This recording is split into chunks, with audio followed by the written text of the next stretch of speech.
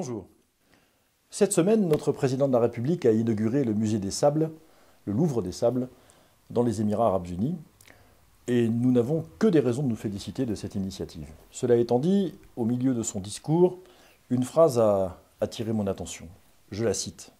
« Ceux qui, partout dans le monde, veulent faire croire que l'islam se construit en détruisant d'autres monothéismes sont des menteurs et vous trahissent. » Fin de citation. Eh bien, c'est aujourd'hui, en quelque sorte, un menteur, d'après le président de la République, qui s'adresse à vous. Non, Monsieur le Président, il n'est pas vrai de dire que l'islam ne détruit pas les autres monothéismes. Il n'est que de regarder ce qu'était la situation des chrétiens et des juifs dans la partie du monde où l'islam est né, lorsque l'islam est né, et la situation de ces mêmes communautés chrétiennes et juives aujourd'hui, au moment où nous parlons. Elles ont quasiment disparu de beaucoup de pays, et lorsqu'il reste des chrétiens ou des juifs dans certains pays, ils sont traités comme des citoyens de seconde zone lorsqu'ils ne sont pas persécutés. Ça n'est d'ailleurs pas vrai, malheureusement, que dans cette région du monde. Et au fond, je regrette infiniment ce que je considère comme une forme de complaisance, de faiblesse, presque de paresse intellectuelle de la part du chef de l'État, car le discours du chef de l'État ne résiste ni à l'histoire, ni à l'expérience quotidienne que nous faisons aujourd'hui de l'islam.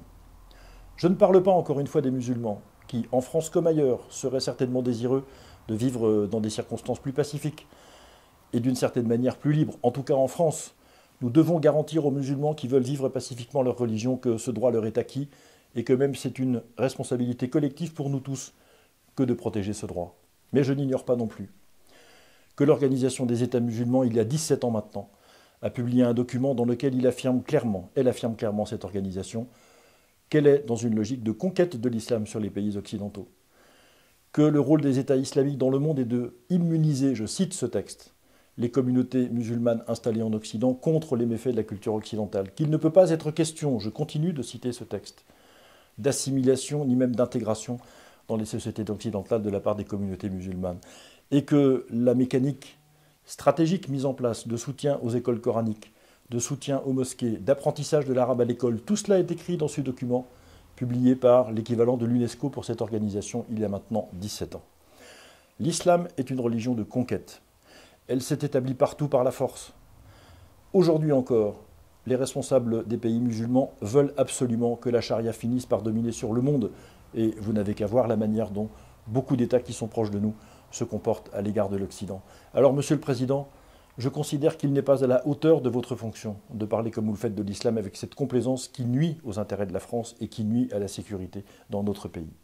Je veux au contraire travailler comme je le fais, comme nous le faisons depuis maintenant des mois, à faire en sorte que nous voyions clair sur ce qui, dans ce qui est porté par l'islam, est compatible avec notre manière de vivre, notre culture judéo-chrétienne et nos traditions occidentales, et ce qui ne l'est pas, et sur quoi nous devons être d'une dernière fermeté. La fermeté n'empêche pas la douceur, sous autre rapport, mais en tout cas, le message de la France doit être clair. Nous sommes un pays judéo-chrétien dans son histoire, dans ses traditions, dans son mode de vie, et nous entendons bien le rester. Dès lors, mettre sur le même plan une religion qui n'est pas la nôtre, dont les textes sacrés comportent des invitations à la violence absolument pas déguisées, à l'égard de tout ce qui n'est pas elle. Au fond, cette civilisation-là, de l'islam, n'est pas la nôtre. Et même si nous devons manifester de l'accueil, de la considération à l'égard des personnes qui choisissent l'islam comme leur religion, rappelons d'abord ce que nous sommes. Et rappelons au passage que si effectivement beaucoup de raisons doivent conduire les musulmans à être satisfaits de la vie qu'ils mènent en France ici, non d'ailleurs sans heurts et sans friction, à l'inverse, je connais peu de chrétiens qui vivent dans les pays musulmans et qui en sont complètement heureux. Il faut d'ailleurs se demander pourquoi. Nous continuerons au Parti chrétien-démocrate de, évidemment, travailler cette question en profondeur.